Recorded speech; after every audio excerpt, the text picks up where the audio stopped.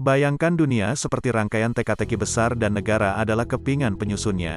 Di tahun 2024, ada beberapa kepingan yang akan memberikan pengaruh lebih besar dari yang lain dalam menentukan pergerakan ekonomi dunia.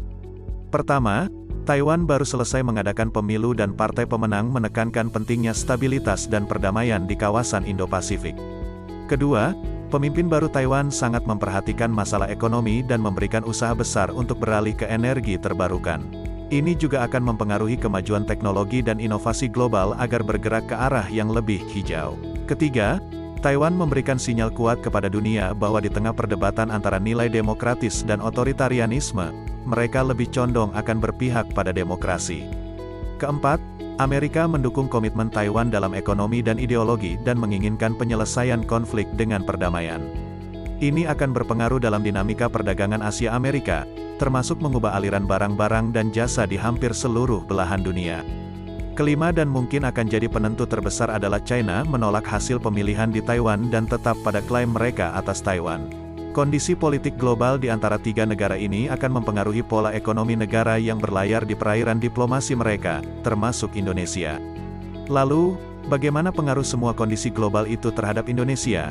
Secara garis besar, kondisi perekonomian Indonesia di tahun 2024 masih terlihat positif dan akan bisa dirasakan dalam kehidupan sehari-hari. Pemerintah optimis ekonomi akan tumbuh karena kuatnya inisiatif untuk meningkatkan investasi. Meski kebijakan moneter global bisa berpengaruh pada tingkat depresiasi dan berdampak pada biaya kredit dan pertumbuhan investasi, tetapi pemilu serentak terbesar yang pertama kali dilangsungkan di Indonesia akan jadi faktor utama yang mempengaruhi perekonomian domestik di tahun 2024. Dampak positif dari pemilu adalah masifnya suntikan likuiditas untuk kebutuhan kampanye dan pengeluaran publik demi kepentingan politik. Namun, di sisi lain, pemilu juga membawa risiko di mana investasi akan cenderung membawa sentimen wait and see hingga hasil pemilu selesai. Jadi, karena ekonomi domestik dan global seperti jaringan besar yang saling terhubung, maka perlu dilihat seberapa besar pengaruh kebijakan politik terhadap kondisi ekonomi dunia di tahun 2024.